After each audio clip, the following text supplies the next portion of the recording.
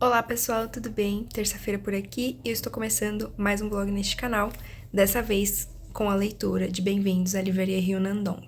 Queria dizer que essa leitura é em homenagem à minha amiga Natália, que sempre comenta aqui nos vídeos, adora meu canal, e ela estava lendo um livro dessa temática que é A Inconveniente Loja de Conveniência. E eu expliquei pra ela que isso aqui é uma nova onda que tá surgindo de literatura de cura, que são livros de ficção, mas que tem ali um pezinho na autoajuda. E aí eu comentei que comprei esse aqui que eu queria muito ler. Então, Natália, esse vídeo é especialmente pra você. Bom, vamos lá. Comecei a leitura, eu tô na página 50. Isso.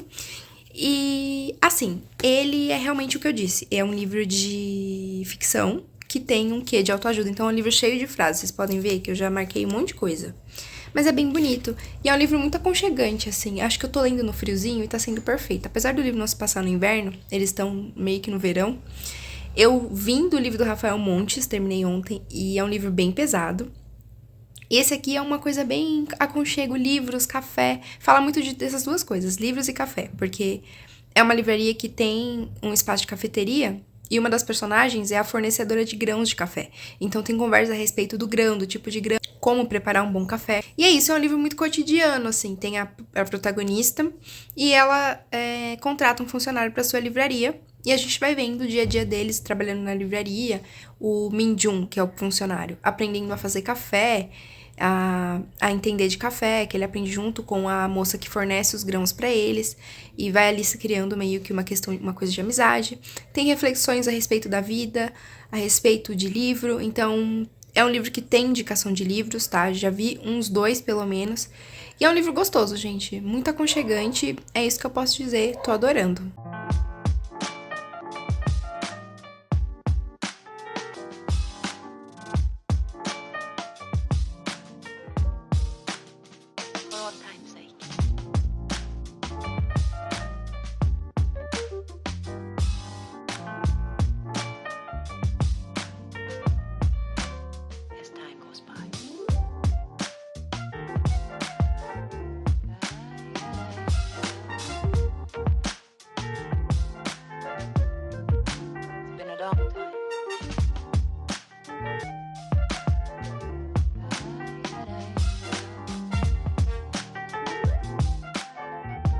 Oi vlog, tudo bem? Hoje é sábado, dia 17 de agosto. Eu não falei com vocês a semana inteira, mas estou quase no finalzinho de a Livraria Rio Nandong. E eu preciso falar muitas coisas que eu não sei o que eu vou falar. Primeiro, esse livro eu tô adorando a leitura. Eu não achei que ele seria tão intenso como ele de fato é. Porque é um livro curto. Você pensa que vai ser uma coisa meio pra passar o tempo. E, na verdade, ele é um livro muito reflexivo, assim. E ele não tem... Apesar de ser uma literatura de cura, ele não é aquela chatice dos livros de autoajuda, sabe? Que usa o verbo no imperativo pra você fazer as coisas, enfim. Então, é muito maluco o quanto as reflexões que os personagens têm acabaram impactando em mim. Então, esse livro discute relações de trabalho, qualidade de vida, relacionamentos, literatura, capitalismo. A autora não dá nome aos bois, tá?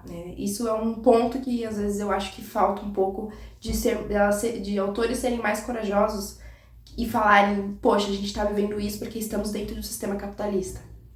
Isso não tem. Mas dá pra perceber, ou pelo menos é a minha vivência que faz com que eu conclua que isso aqui é culpa do capitalismo. Esse sofrimento que a personagem tem é culpa do capitalismo.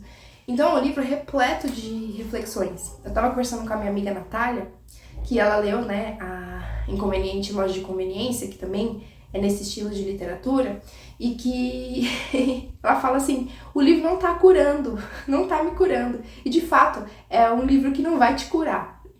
Você pode até curar em umas partes, mas vai fazer você repensar muitas coisas da sua vida em outras. Então é nesse sentido que eu tô lendo. Como eu disse, o livro tem a protagonista que é Yeonju, que eu não tinha falado antes, e ela contrata um funcionário que é o Minju.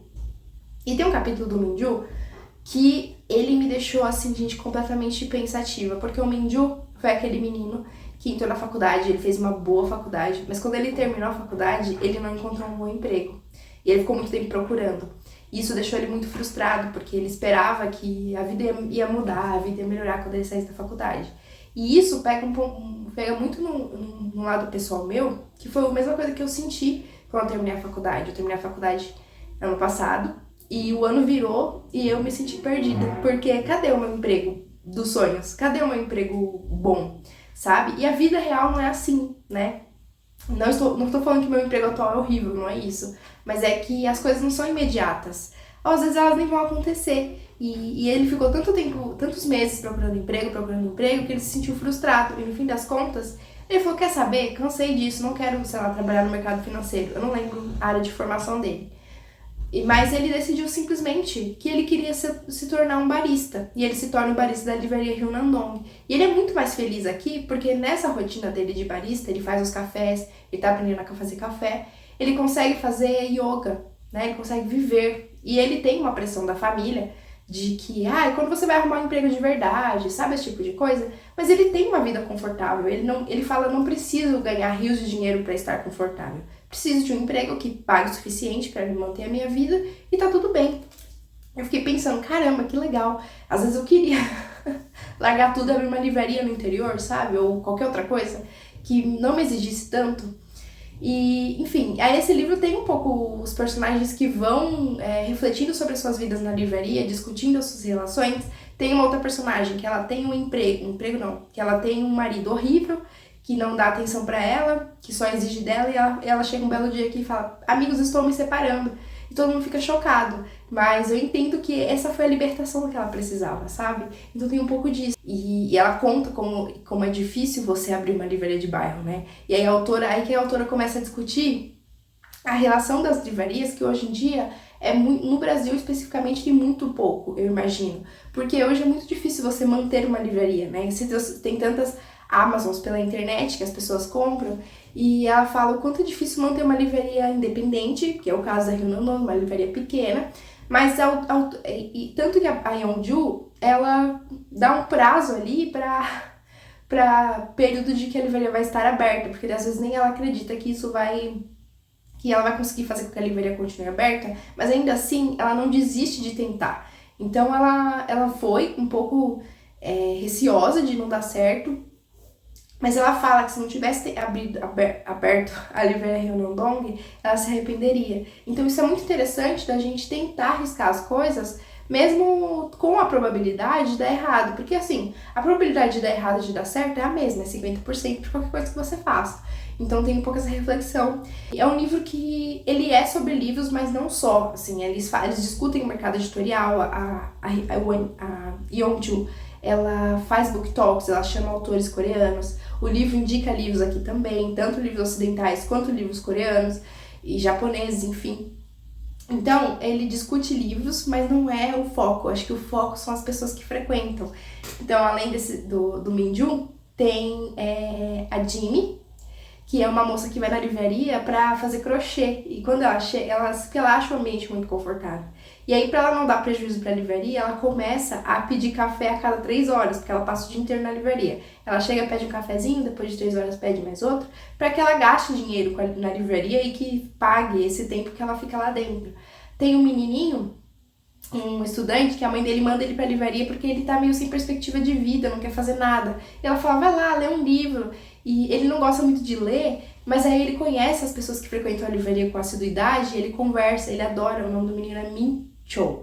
Ele adora ver a moça do crochê fazendo crochê. E é muito interessante, porque às vezes eles não estão nem conversando. Ele gosta de ver os dedos dela se movimentando, fazendo crochê. E é muito interessante que o livro criou um pouco essa relação de comunidade entre os personagens, sabe? Eles não são parentes, eles não são amigos, mas eles se tornam próximos. Aí tem o Clube do Livro das Mães, e tem, como eu disse, de novo a relação de trabalho, porque tem um personagem que assim, ele fala, eles estavam discutindo um livro e ele fala assim, eu tenho, sei lá, 2 filhos, mas eu não tenho tempo de estar com eles, porque eu passo o dia inteiro trabalhando, e eu sinto falta disso. Aí já tem outro que falou, não, eu tô de mudança pro interior, porque eu quero ter mais tempo com os meus filhos. Então discute um pouco o trabalho e o quanto o trabalho ele tira a qualidade de vida das pessoas, porque elas precisam se deslocar até o trabalho. Então discute aquela relação as relações de trabalho mesmo, que são relações que foram concebidas pelo capitalismo e se mantêm por conta do capitalismo.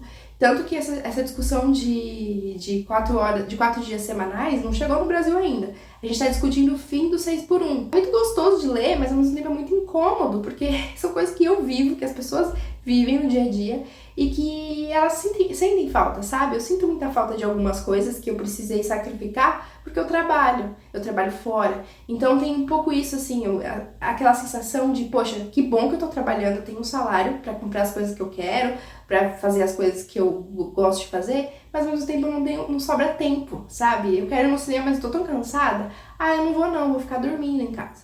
Então, tem um pouco essa relação, assim, e é um livro que me fez refletir muito. Gente, eu tava lendo esse livro, fiquei muito indignada, porque essa semana eu tive uma semana muito difícil de transporte público aqui em São Paulo.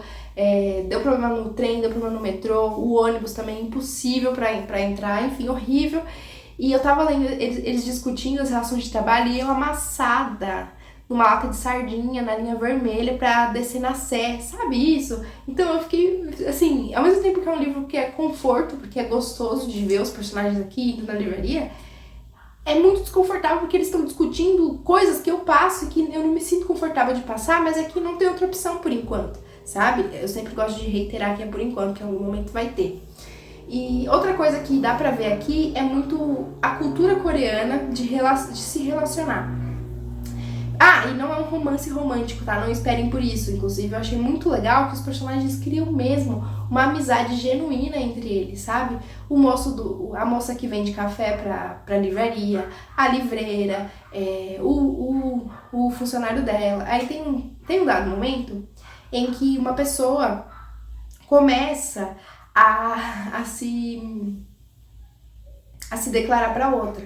E essa outra pessoa já responde: olha, eu espero que você não se apaixone por mim, porque eu gosto de levar a vida que eu estou levando sozinha.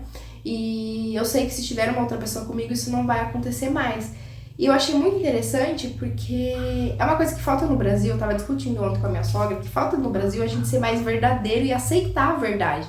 Porque, por exemplo, se alguém te convida pra ir num... Ela só falou assim: não quero você. Ela falou de um jeito muito respeitoso: não quero você, não tenho interesse porque eu gosto de levar a vida como estou levando sozinha. E ela não ficou rodeando, falou: depois eu te respondo. Não, ela só falou que não tinha interesse, gostaria de manter dessa forma. E aí eu tava discutindo com a minha sogra ontem que a gente no Brasil tem essa cultura de não saber falar não, e quando fala não tem que dar uma desculpa.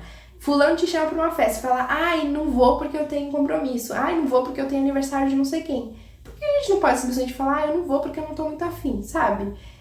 A gente põe uma desculpa que é muito cultural do brasileiro, que é falar que tem outro compromisso pra dizer que não vai. Até o momento tá sendo 5 estrelas. Eu tô na página, como eu disse, 240, então falta só umas 30 páginas pra terminar. Falta, assim, um pouquinho, não sei se eu vou conseguir terminar hoje, mas esse livro tá sendo um abraço e um tapinha ao mesmo tempo na cara, porque ele é um livro gostoso de ler. Eu comecei a ler ele na terça-feira, que fez muito frio, foi no dia do meu home office, então depois que eu trabalhei eu fiz um chá e fiquei lá tranquilinha lendo. Mas ele tem umas coisas que discute e eu fico: caramba, como é complicado o nosso mundo. A autora, acho que ela tem conhecimento de causa, porque ela trabalhou por 8 anos na LG como engenheira de software, e agora ela é autora de livros, assim. Ela também tem a sua própria livraria Rio, sabe? Que é o livro dela. Então eu achei interessante isso dessas coisas de pessoas que trabalham a vida inteira no mercado corporativo, que tem uma rotina super cansada, que trabalham lá no centro de São Paulo, na Paulista, no Itaim, esses lugares que tem grandes prédios cheios de empresas, e de uma hora pra outra falar: não, eu quero abrir uma quitanda no interior. E tá tudo bem, sabe? Às vezes dá vontade de fazer isso. Eu não sei o que eu venderia, mas às vezes dá vontade, não vou mentir. Esse é meu update por agora, já falei 14 minutos. Mas enfim, eu preciso gerar conteúdo pra esse canal, né? Então é isso, depois a gente se fala.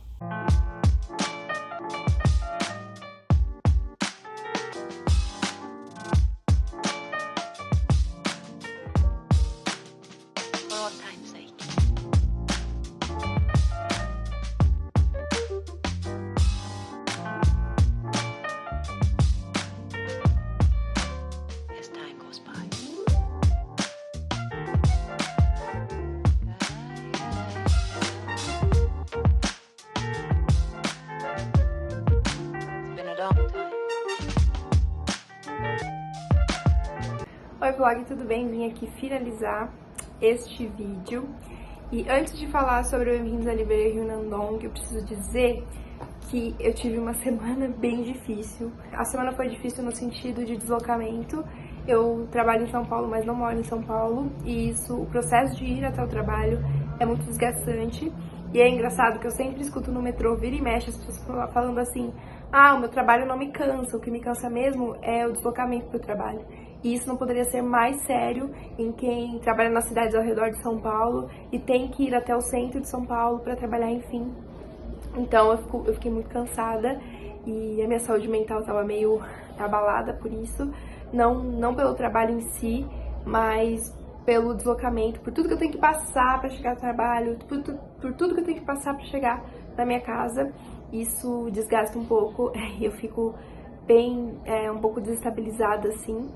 E esse livro também estava aqui, fez refletir sobre o que eu quero para minha vida, quais são as coisas que são importantes para mim e quais não são, e o que eu tenho que abrir mão para ter essas coisas. Então foi um pouco nesse sentido. Pra completar, pra ter uma cerejinha ali no bolo, eu fiquei doente de novo. Assim, eu ainda estou tomando remédio pro meu estômago, que eu passei mal no início de agosto. 2 semanas depois disso, eu estava novamente no médico com infecção urinária. Olha só, eu descobri que é horrível, eu nunca tive isso, é a primeira vez que eu tenho isso na minha vida. E agora eu tô tomando, além do remédio pro estômago, porque dura 30 dias, eu tô tomando também remédio para infecção de urina. E eu fiquei um pouco gripada esse fim de semana, assim, eu tava tossindo um pouquinho, acordei hoje com o nariz escorrendo, mas agora já me sinto melhor. Enfim, eu acho que eu não tenho um corpo de 26 anos, assim, o corpo de alguém com 62, porque, gente, tá complicado. Mas, vida pessoal à parte, vamos falar sobre o que eu achei, no geral, de Bem-vindos à Livraria Ryunandong, da Huang Boran. Quem traduziu o livro foi Jae-hyung-woo. Eu não sei se é homem ou mulher, enfim, então foi essa pessoa.